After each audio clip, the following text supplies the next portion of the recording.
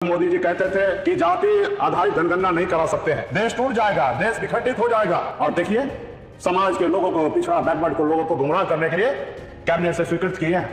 लेकिन इसका श्रेय जो है वो समाजवादी नेता का है।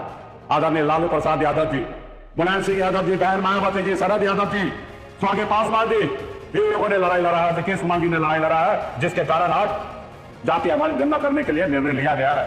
निर्णय तो 95 में हुआ था, उसी समय प्रस्ताव लाया था कि अगला जनगणना 2001 में जब होगा तो उस समय जाति आधारित गणना कराया जाएगा। 2001 में अटल बिहारी वाजपेयी जी का सरकार था, लेकिन उन्होंने कराने का काम नहीं किया।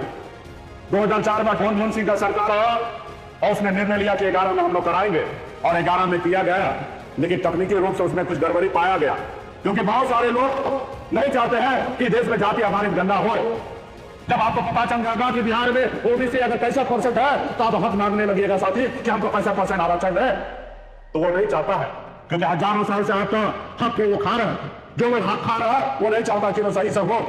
अभी भी मुझे पूरा विश्वास है कि मोदी जी की सरकार में जाति आधारित गणना जो है वो नहीं होगा साथियों, नहीं होगा। अगर होगा भी तो गलत आंकड़ा को पेश किया जाएगा साथियों, गलत आंकड़ा में पेश किया जाएगा। जो होगा 10% उसको 20% बढ़ाया जाएगा, और जो होगा 14% उसको 10% बढ़ाया जाएगा साथियों। भाजपा आरएसएस से आप उम्मीद नहीं कर सकते हैं कि हम आने वाला पीढ़ी को वो न्याय दे सकता है, वो आरक्षण दे सकता है, ये उम्मीद नहीं कर सकते हैं। ये वही भाजपा है। जब मंडल कमीशन लागू हुआ तो मंडल बनाम कमंडल लेके लाल कृष्ण आडवाणी पूरे देश में घूम गया और आपकी सरकार गिराने का काम किया था साथियों। ये नहीं चाहता है कि आरक्षण हो। मोदी जी कहते हैं कि 56 इंच का सीना है, 56 इंच का सीना है तो एक काम करके दिखाइए। आपका सहयोगी है ना नीतीश कुमार जी, एनडीए में ही है।